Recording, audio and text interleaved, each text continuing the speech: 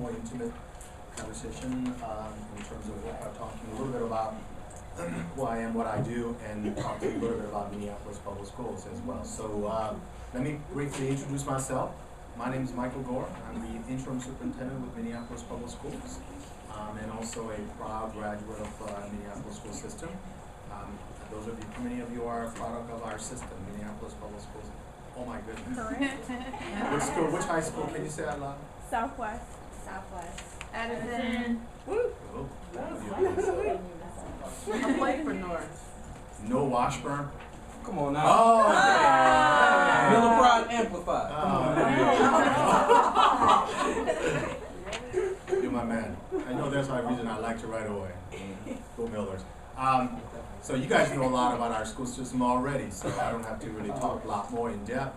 But so let me just say, I want to thank Mike Fagan. Those of you who are part of Michael Fagan's team and work. I remember when I was a graduate student in Mankato, at the time Mankato State, and I was at university, you get the fancy title, that back then was a Mankato State, where we attended. And like a lot of you guys, Michael Fagan was a mentor of mine, and an adult that has guided me when I was in grad school, helped me through my graduate program.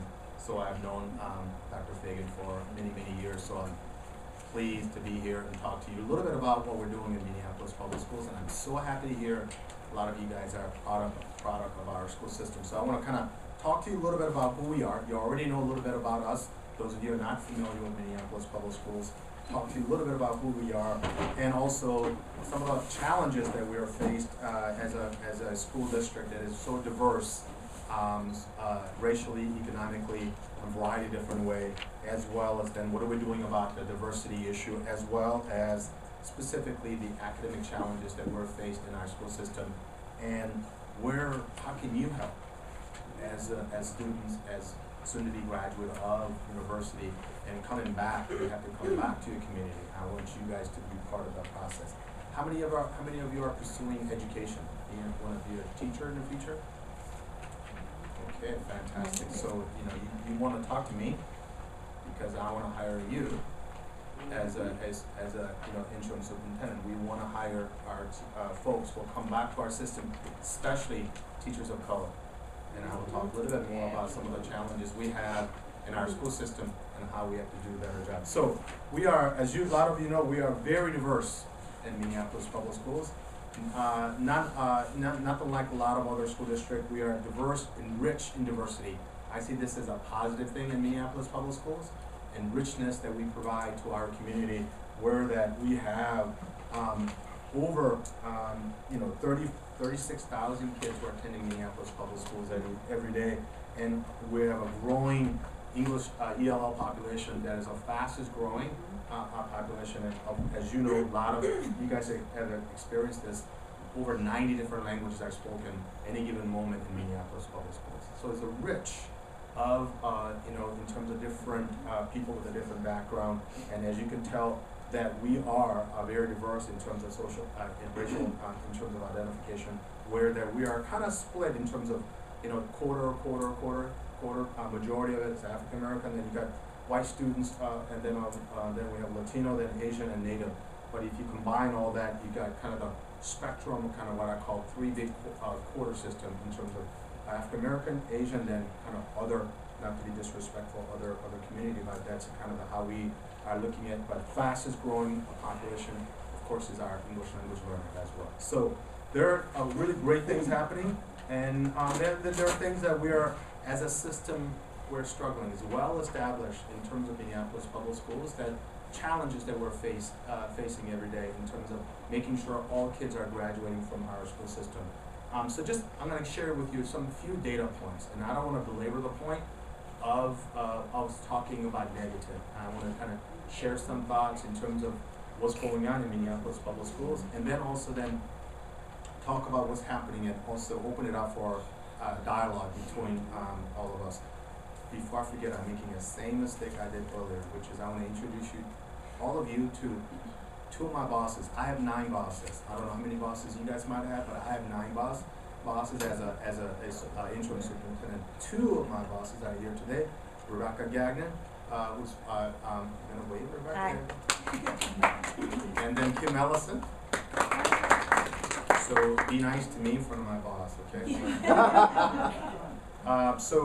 Here's just some example of some of the challenges in Minneapolis public schools. So when we talk about issues and challenges, this is just a element of one data point in terms of issues that we're facing every day. So when we are talking about 95% attendance, we want our kids to show up at least 95% of their instructional day. So if you look at our system, it's about 170, 175 days of instructional time.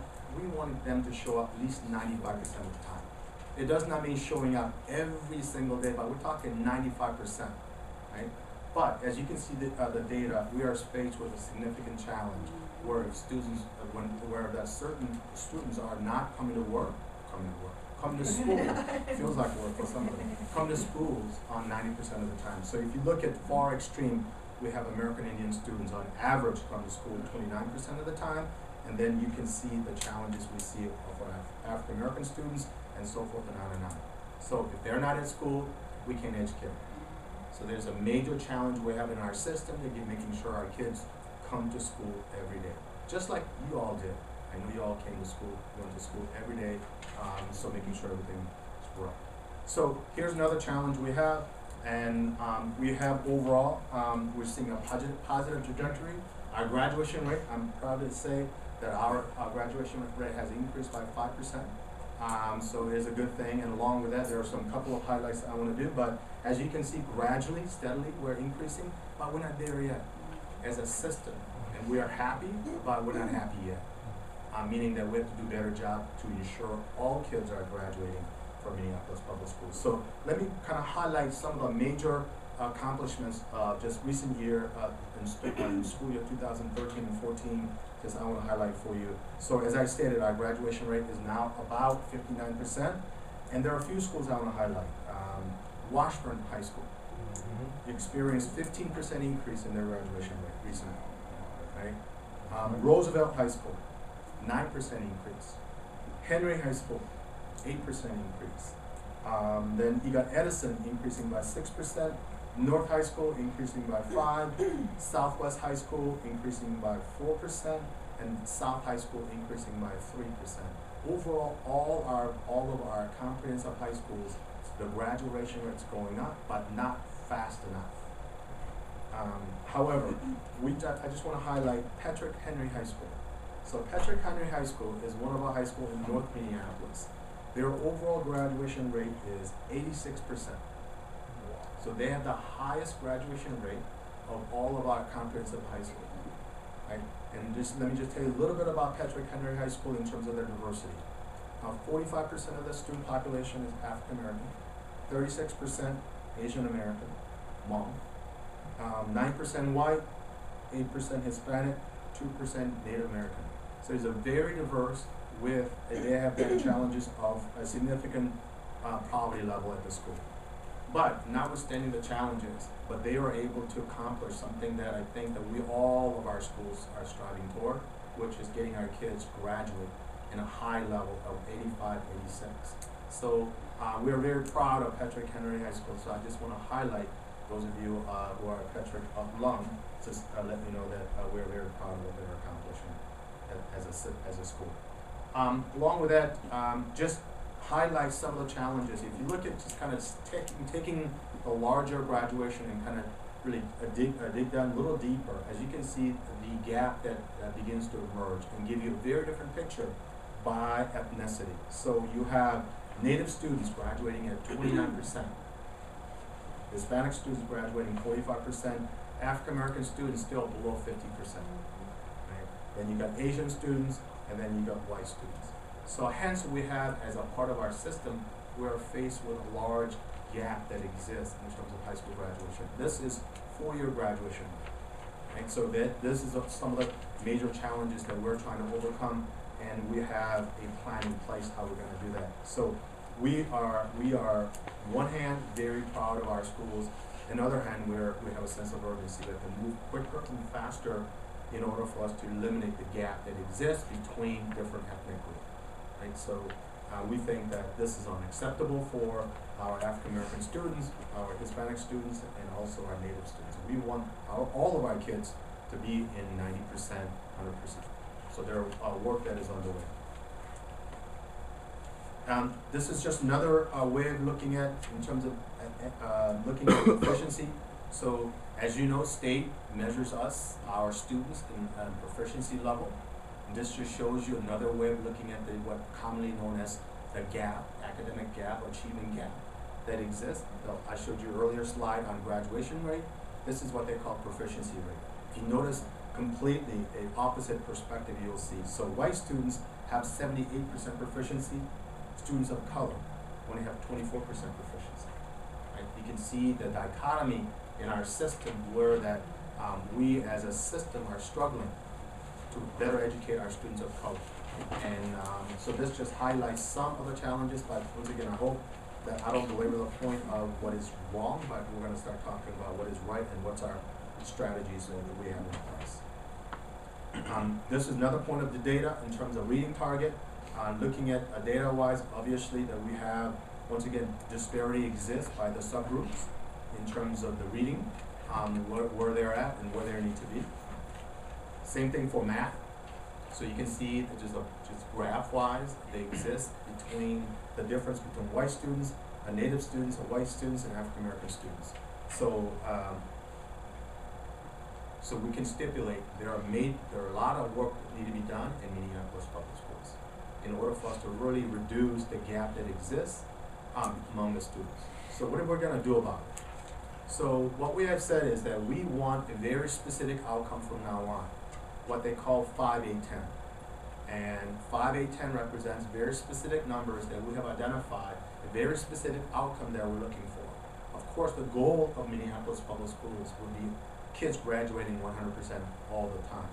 Knowing that the gap that exists, what we did is we begin to work with our board and within our own collective as a system, identify what we call 5-8-10. What we want to do every year, this is what we want to accomplish. This is the outcome we're looking for. We want 5% growth, or 5% annual increase for students who are already proficient. So those students who are proficient would be, as you've seen data earlier, the white students, the Asian students. So we want annual growth of minimum 5% for them. But also those students who are behind, we want their growth rate to be 8% annually. And along with that, then we have an annual target or outcome that we're looking for is 10% graduation increase for all schools, all subgroups. So if we are able to meet these goals of 5-8-10 by year 2020, we will eliminate all gap that exists in Minneapolis public schools based on different ethnicity. So this is the work that is underway within Minneapolis public schools, and I will spend a little bit of time with you on what that entails, and then let us then have a conversation piece about what questions you have of me in terms of the work that is underway in Minneapolis, and what can you do as the students of you're engaging your higher learning, and what can you do to contribute toward collective work that is underway. So one of the major things that we're undertaking is what we call cultural shift. Shift in culture in context of believing all kids, all students, regardless of who you are, what color you are, that you can succeed, right? So fundamentally a belief construct that we feel strongly that in order for us to making sure all students are graduating on time, in order for us to meet 5-8-10 target and goals that we have set for every student, we have to believe in kids, our students, that they can achieve remarkable things, and they can achieve remarkable things if we believe in them. So the work is underway for us to begin to rethink our cultural value and shift itself. That starts from the top. So at Minneapolis Public Schools, we have a district level office on 1250 West Broadway. And that's where all the decisions, by and large decisions are made. One of the things we're doing to enable to shift the culture is right-sizing, resizing, downsizing the district level offices. And the purpose of that is to multifaceted. One outcome that we're looking for is shifting resources from the district level to school level. We want additional resources at the building level, teacher level, classroom level, and so we want to enable our teachers and our principals to have additional resources so they can differentiate supporting our students. So that work is underway for us to really do significant right sizing, and we want to reallocate those resources. So that's a fundamental work that we're taking place. Second is the whole mindset change also starts with district level office. So when you talk to folks in Minneapolis public schools, if you work at district level office, they commonly refer our district level office as central office, right? Central office. For me, as an interim superintendent, that's an odd term to describe my work location. I am not a central of anything. Central office implies we're middle and all our schools are around us. We exist to support schools, parents in our community, is support services. We are a service organization, not central office organization. So small it may be in terms of how we describe ourselves, but it's a meaningful descriptor, meaningful change, because it's a mindset about what we're doing and what we're not doing at the district level. So there's a shift that's underway, how we describe our work and why we exist at the district level. We exist to support schools, we exist to support our students, and we exist to support our principals, we exist to support our teachers. It's our mindset and the changing how we believe and changing our belief system, starting from the district level all the way down to our teachers, our principals, and how we believe in our students. So that work is well underway, and that we think is a critical in order for us to really be successful and have a meaningful gain in terms of our academic performance. We have to change adults' mindset as well as students' mindset. Students also need to believe that they can do it. The way to start working on it is adults believing in them and them believing in themselves. So a whole mindset shift is taking place in Minneapolis public schools.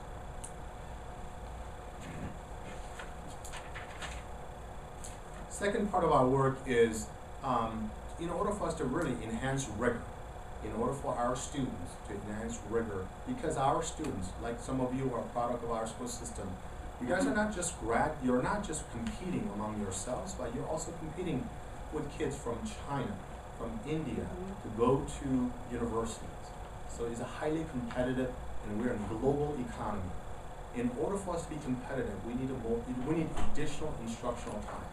So one of the things that we're working really hard is to identify additional resources, and especially for all of our high schools and all of our middle school have additional 1 hour of instructional time beyond what they're getting right now. That could be used for purpose of giving students additional rigorous classes, additional electives, opportunity for students who need additional support. They can get additional support at the building level and teacher level. And those of you who have been part of IB program, then you will now have 7 period, right? So right now we're struggling to add 7 period day. We want you to have a 7 period day. Some kids will like it, some kids probably don't like it. You think, I have to go to school longer, more additional hours, oh my gosh. But we think it's a good thing for you to then determine if you don't need that 7 period day because you're not part of an IB program, then you can take other electives. An opportunity for you to be highly competitive as you pursue your higher education. If you need additional support from your teachers, it gives you another hour of instructional time. This requires resources. Where we're going to get our resources? From right-sizing our district level services. It's about looking at reprioritizing, re-looking at our resources and spending it on our students. And we exist to support our students. Second, not second, but the other area that we're also working on is teachers, effective teaching. Now, this comes in many different ways, and that's why I was interested in how many of you are coming back to Minneapolis Public Schools, how many are involved in teaching, right? It is critical you have to come back. It is critical in many different ways. One, you come from our system. You understand the struggles of our students. But fundamentally, we need to have a diverse teaching staff. So let me give you a very simple statistics. 85% of our teaching corps, 85% of our teaching corps are white. And predominantly those 85% of folks are female. That means 15% of our rest of the teaching staff are diverse folks. That is broken into many different subgroups. African American, Latino, Hmong, right? It's not enough to reflect our community. As I talked about earlier, we are demographic-wise, we have 45% or so African American, 33% white, and then we talked about other in kind of three-quarter chunks. Our teaching staff doesn't reflect our student body. And we need to have our teaching staff reflect our student population. So one of the things we're working on right now is to enhance that our ability to hire teachers of color, because we're not getting enough from our higher ed institution. We're going to grow our own teachers. So we have a grow your own program. So what does that mean? We're looking for folks who are working for Minneapolis Public Schools as a paraprofessional, in whatever capacity you're in right now. You are close to having a bachelor's degree, or you already have your bachelor's degree, and you want to become a teacher. We're going to enroll you in a program, and we have a collaboration between Minneapolis Public Schools and U of M. You're going to be enrolled in a 15-month program, and we're going to subsidize your tuition and subsidize your income. Right? We are very, very serious about finding good people coming back to Minneapolis Public Schools, working with our kids. It is critical our kids who look like us see other adults who look like them. Right? Fundamentally, it's not all about just having teachers, but having really effective teachers who are culturally competent on how to deal with our kids, our uniqueness of our students. I think we have a beautiful group of kids. They just need support and nurturing, caring adults. Not to say we don't have them right now, we do, but we want more of them who might look like them as well. So we are starting our own Grow Your Own program. And we now are middle of interviewing. So there are 24 slots, and there are over 350 applicants. And we're going to expand that program. And we're going to be expanding it aggressively because we have not seen the same pool of diversity coming from U of M or Minsky or St. Thomas, any of the programs. They are not producing diverse candidates for us to hire. Okay, so we are engaging extensively in terms of our work, of the work that is underway. So for us, this is critical. That's why I am very much interested in, for you guys who are graduating, to come back to Minneapolis Public Schools. You can come back not as a teacher, you can be a paraprofessional in the classroom, educational assistant in the classroom, professional level position in the class, at the building level. There are many, many, many, many opportunities, but you have to come back to Minneapolis Public Schools.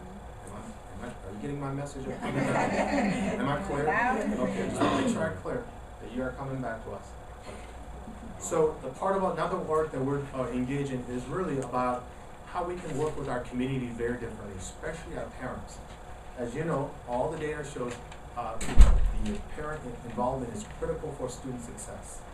And one of the things that we're doing extensively, making an extensive investment, is really parental engagement. We want to engage with our parents very differently, support our parents very differently, and also teaching our parents how do you become an involved parent, an advocate on your behalf, on behalf of your student. You're a guardian, you can be an advocate. And teaching our parents how to do that. How do you maneuver our system? And I realize our system is complex, sometimes not very welcoming to our parents, especially parents of color. So we're trying to kind of dismantle the barriers, as well as teaching our parents how to maneuver our system so you can advocate for your child, your grandchild, your baby in our system, ensuring that your child gets adequate services and also getting excellent education in Minneapolis Public Schools.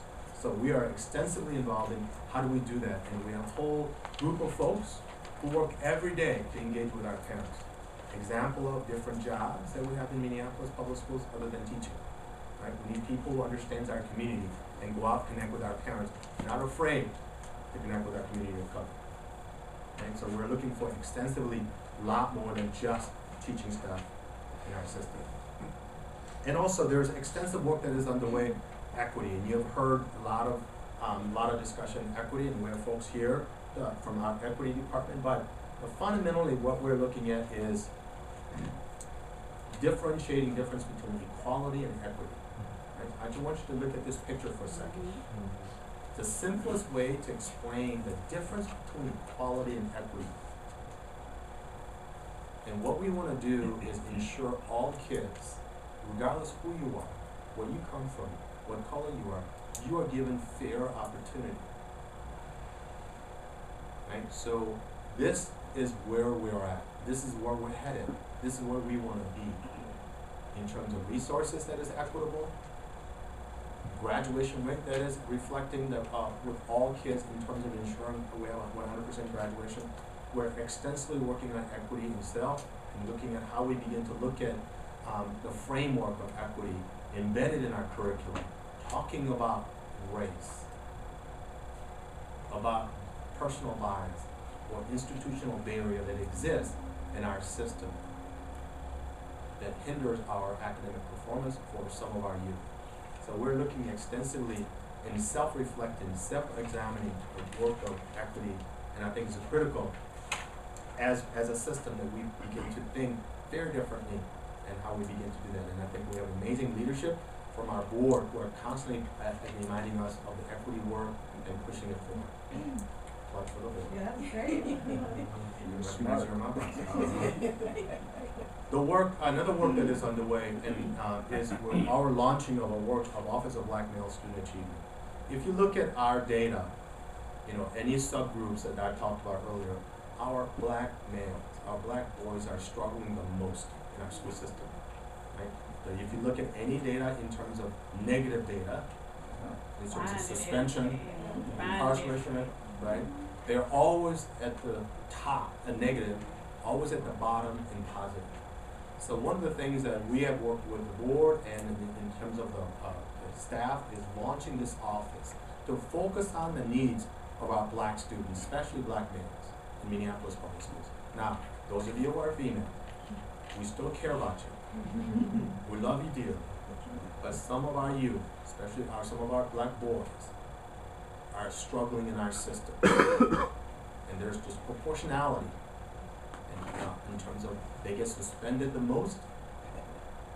The graduation rate is lower for black boys and then other subgroups. If they don't graduate, and they're going to struggle in life beyond, and that's the quickest way to be incarcerated. So we have to capture our youth, keep them in our building, support them, nurture them. So we have launched this office, led by a gentleman named Michael Walker, and he is leading this work. And if you have an opportunity to connect with Michael Walker, please do so. He's an amazing leader in our system, and he's a former assistant principal at Roosevelt High School, and social worker, and youth development worker with the YMCA. He has extensive experience, so we are very pleased about what we're doing in terms of work. And where is he? He's at the data service center, right next to my office. As I the background check. yes, office of yeah. So this is an example of disproportionality I talked about. If you look at our data, how many kids are suspended? Who gets suspended from schools? You get just an example of the challenges that we have, right?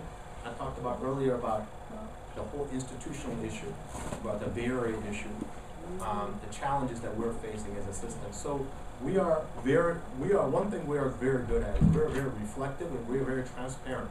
We kind of air our dirty laundry with the public all the time. And this is an example where that we are very clear as a system, we have to do better by our kids. Just looking at disproportionality of suspension, and how it impacts one group disproportionately over many other subgroups. Right? So we have to tackle this issue. If the kids are not in school, get suspended, they can get instruction. No teaching going on, they're suspended. Right? We have to improve. We have to do right by our kids. So that is a significant challenge that we're looking to overcome in our system. And also, in order for us to really have sustainability in terms of long-term, because of the changes we're talking about, we need to have really great people and resources. And one of the things we're doing, as we talked about earlier, ensuring that we have adequate resources at the building level, but fundamentally also having long-term financial planning that is sustainable, that we don't spend beyond our means, and we have a consistent investment plan in place. And we think we do. We think that we are in a good place, and we are right-sizing some of the resources and pushing resources off the building. We think that we have a vision in place for the future. On your chair, you should see our strategic plan, a mini pamphlet of what we call our vision for the next 5 years. That's our strategic plan 2020. By year 2020, if you do what we say we're going to do, we should eliminate, wipe away all the gap that exists in Minneapolis public schools. Okay? So that's our work that is well underway. Let me pause and see if maybe we can have a dialogue. Can you ask any questions? We have board members here as well. We have a much more interactive discussion in terms of where we're headed. Yes, ma'am, why don't we start with you? I have 1,000,001, but I share. I teach juvenile delinquency and correctional counseling. And research has shown that when a child is engaged in education, it reduces also their recidivism rate. One of the troubling things that I have though is, I want to be involved with the students in the school system. Mm-hmm. And I know my talent because I ran a correctional program. And while everybody else's, recidivism rate was 70, mine was 12. And that was in Baltimore. In Baltimore. So one of the challenges that I have is getting into a school system to offer what I have to give them, like violence prevention, help reduce recidivism, because I work with black males, okay? Not girls, not white girls, not white, many of them were African American males. So that has been the challenge. Many times when they get into, when it comes to partnering, they partner with a lot of times maybe mental health, or they partner with education, but they never reach out to people who have already worked in the capacity. It's almost like corrections, it's like this whole like taboo. Let's not go anywhere near them. And there are even people inside a correctional facility that even if they're juveniles, they still have to be educated. They're still entitled to an education. Absolutely. And the challenging thing that I always run into again is how do you bring access and resources to even a person who's incarcerated so that they won't go back? Because one thing we do know that once they've been introduced to the criminal justice system, it becomes a domino effect. It gets worse by the year. So that has been my challenge. So how do you deal with that? Number two, I collected data for high school for recording arts. I'm very close to that school. That 90% free and reduced lunch. 39% have mothers and fathers who have drug abuse challenges.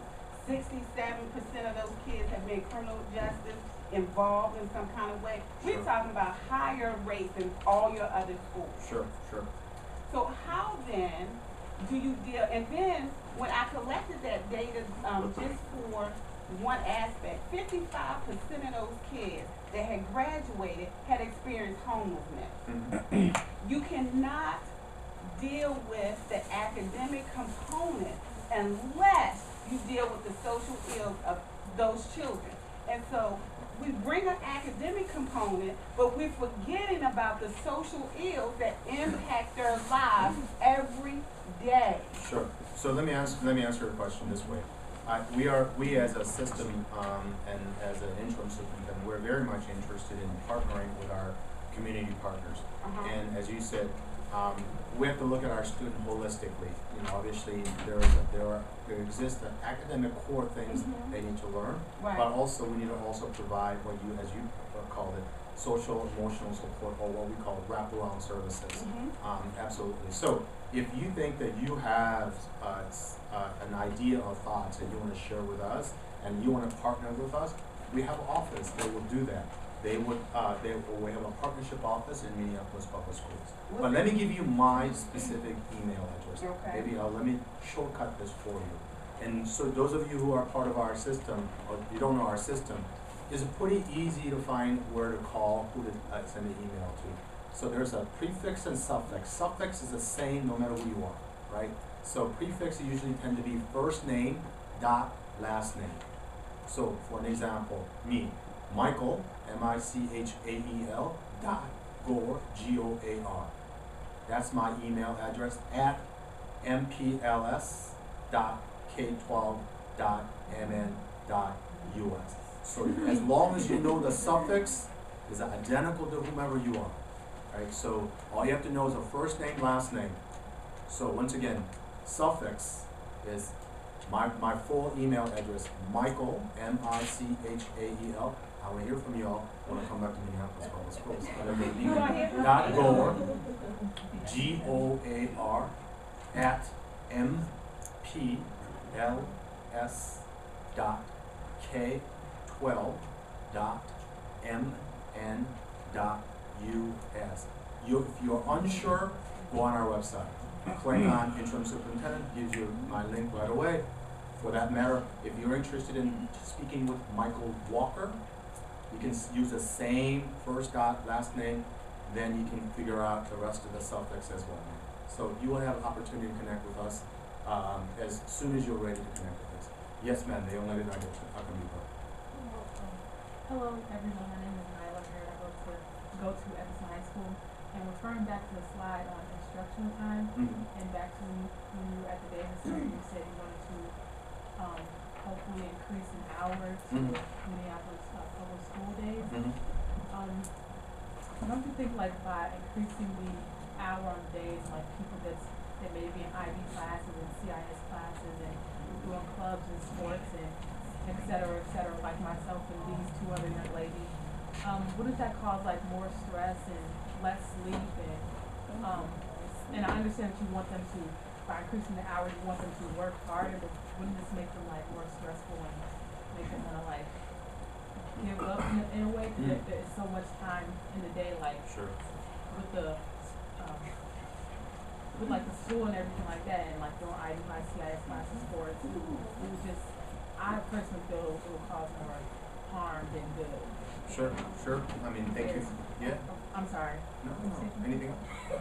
Oh, she said, and another person that does like IB classes, sports, and CIS classes, like it would be very overwhelming, and having a job on top of that. Do you think that would be the best idea?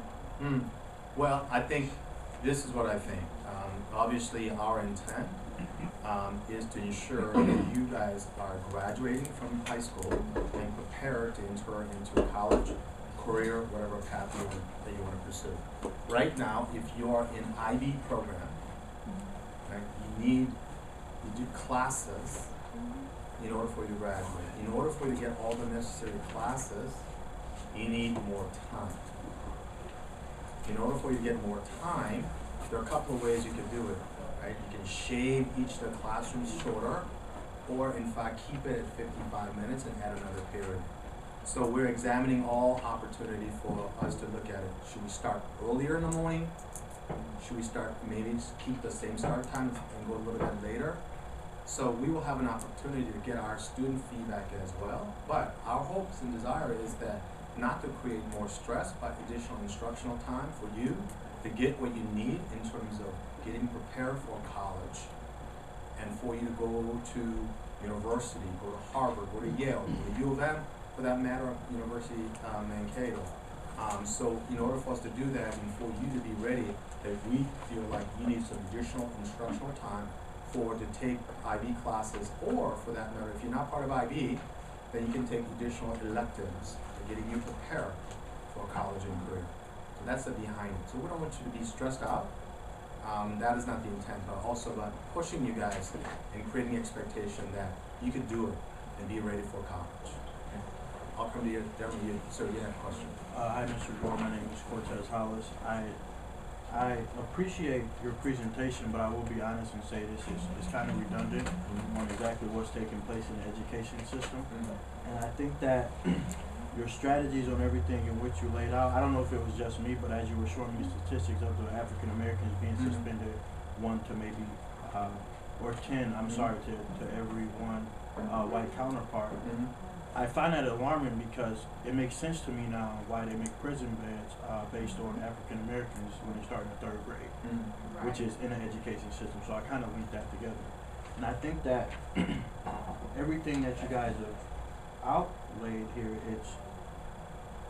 it's substance with no filter, if that makes sense. So it's, when you talk about improved student outcomes, I would think that that will come last after everything has been taking place. Then when you talk about equity, things being fair, when they're not fair, how do you explain that? And then you talk about family and community, partnership, and Sure. who are you partnership with, Sure. and which avenues. I feel like people should be aware of that. Sure. Here we have this in plan, we have that in plan. Sure. That'll help not only you, Sure. but your family. Sure. And also, like she mentioned, there's high school kids who need jobs because their parents, Sure. are lacking in different areas. Mhm. Then we talk about effective teachers, schools, and leaders and staff, and MPS. Mhm. I'm not exactly sure if that's accurate because in the MPS is kind of like it's the worst gap since civil rights history regarding like our white counterparts. Mhm. And we talk about stewardship. MPS is a well-managed organization committed to strong Mhm. stewardship Mhm. of resources, but Mhm. there are no resources. And then for the last one, it says resources for students in schools, which is kind of the same thing as stewardship. And we know that we need resources. We know exactly where they are, but they're not getting to us. Mhm.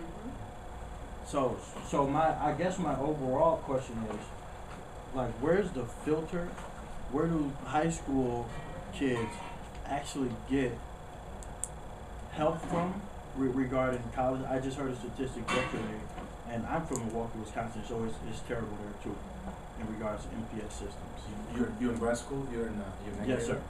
And so I think that when you talk about a school like Wayzata that have hundreds of colleges coming to visit them, Mhm. and then you go on the opposite side of the street, Mhm. there's like 2 colleges coming to visit, the black kids, maybe because they're athletes and things like that. Like, how do you, as a superintendent, do you talk to the superintendents, or you said you guys are central, so you deal with everyone around you? Is there communication taking place in regards to, you guys have this many resources and we have none? Like, I'm just trying to figure out. Right. So let me. So I think you're making a lot of statements, but let me just kind of generalize and respond to you this way. Minneapolis Public Schools, I don't think that my opinion is we have resources, and I think resources are allocated not the way we want it to be, right? So it's about resource itself is, so let me give you our budget. Our budget, operating budget of $560 million. I think our taxpayers have been pretty generous with us in Minneapolis Public Schools, if you look at it in terms of per pupil allocation and so forth. So I think it's a matter of our priorities in terms of how we spend our resources and how we allocate those resources. And those are the things that I think that we are much more intentional and much more strategic in terms of how we spend resources. That's why we have the framework of equity. Not all of us are starting from same place. Some of us are a mile ahead, some of us are 2 miles behind. But we have to cross that line same time. And how do you do that? So then we need to redistribute resources to ensure those students who are behind are catching up quicker and faster, right?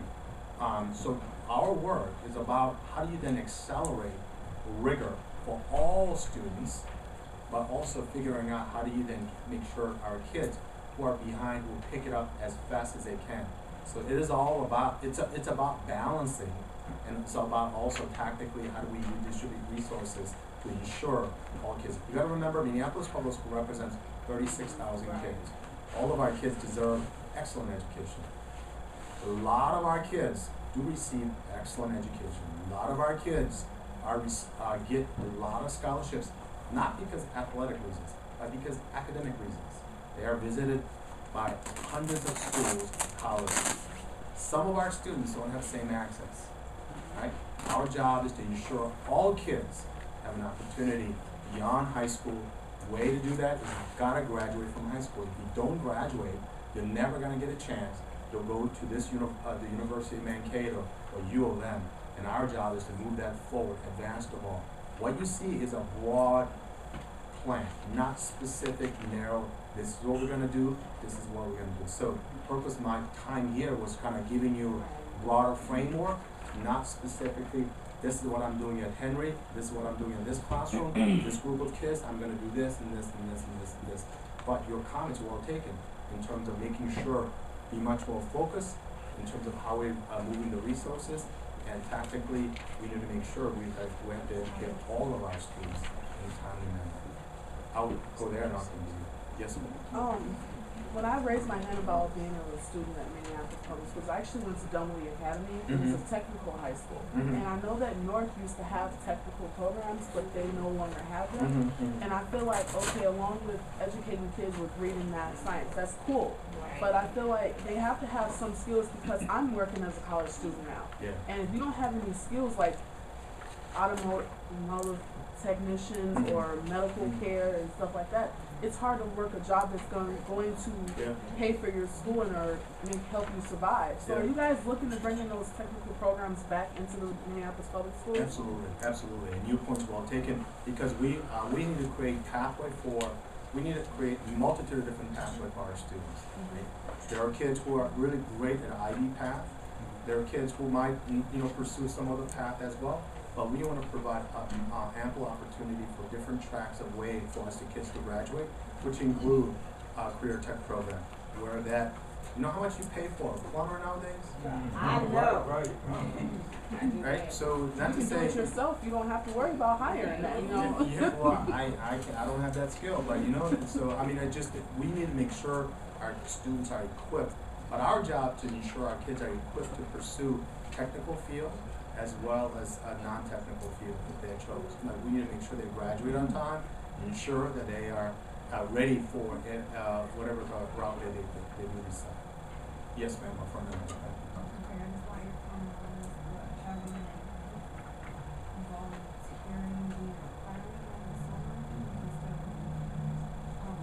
Yeah, absolutely. So there's a question about service.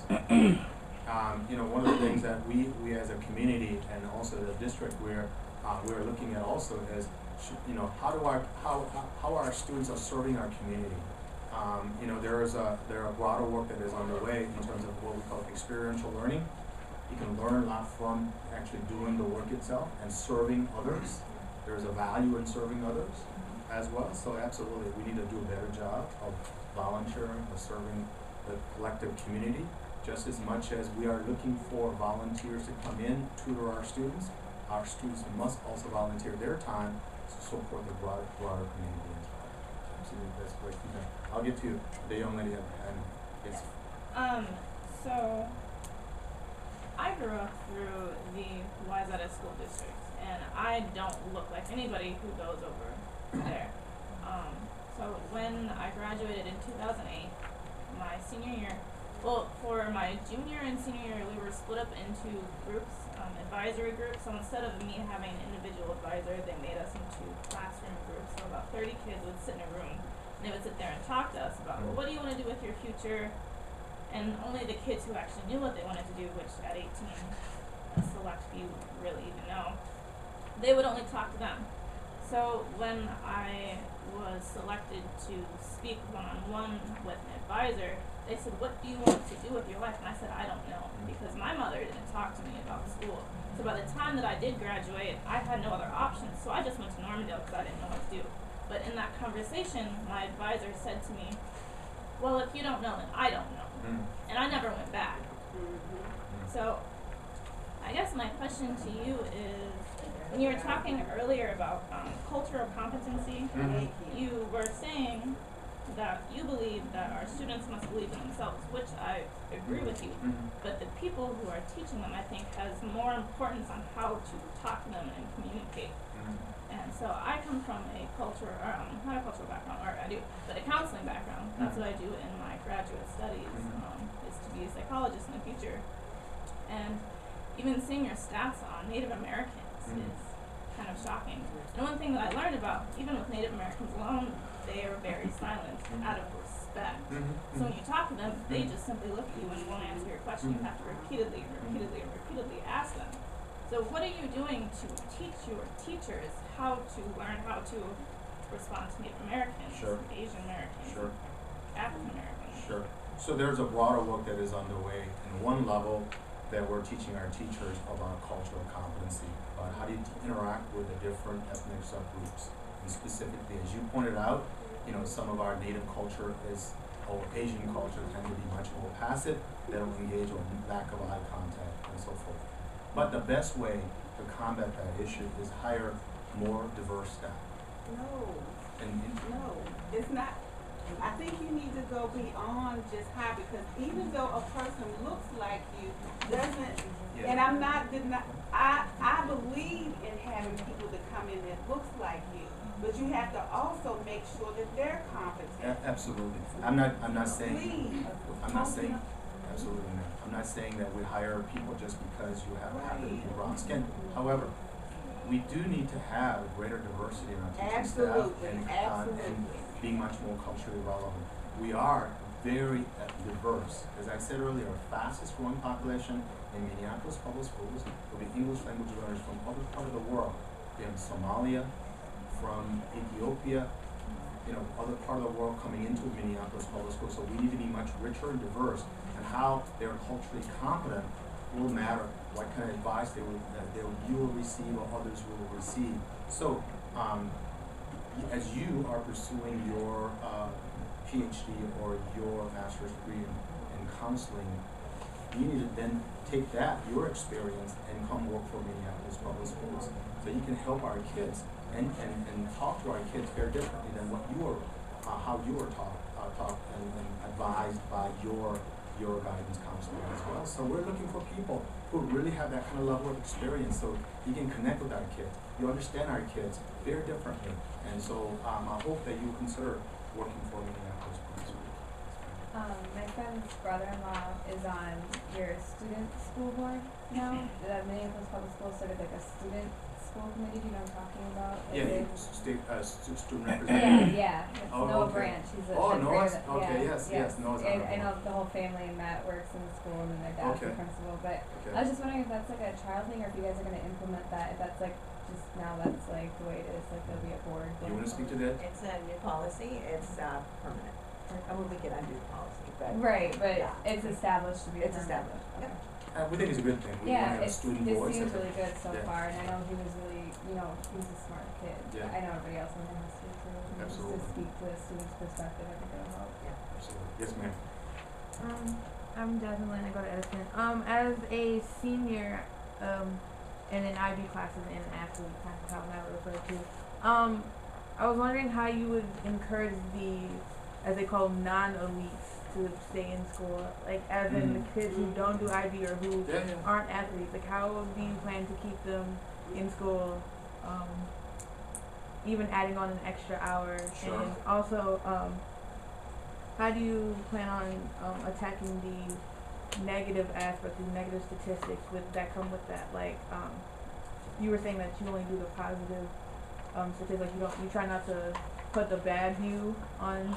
Well, I think this is a pretty bad view. No, I'm saying like you said that you don't want it to make it seem like we're Everything's down all and negative. you're trying to look at the bright side of things. mhm. So how do you plan on stopping the negatives inside the schools themselves? Yeah. Like Yeah. we could sit here and like Yeah. discuss it all day, but like Yeah. what about the kids who are experiencing it themselves? Absolutely. So what college are you going? I'm going to River Falls in Wisconsin. All right, fantastic. How about your classmates? There, you got three of you guys are from. She's going. Where are you guys going? I'm going to Oxford College. Fantastic. Are you? And me, I'm undecided. I got accepted places. I'm still not sure. Are you college bound, right? Yeah, college round. Fantastic. How about you two guys? Undecided, still waiting for 3, and we'll see. Okay. You're definitely undecided, but college. Yeah, Fantastic. we're going to college. I'm glad to hear and make sure that you understood that is so critical, and we're so proud of you being part of our school system and product of our school system. So let me just answer your question in this way. Clearly that you know, we have to ensure that we engage with our students, and we need to create many different pathways for our kids to be motivated and engaged. And, that includes a variety of different areas and opportunity that we want to explore with our students. So some students are heavy into art, either music,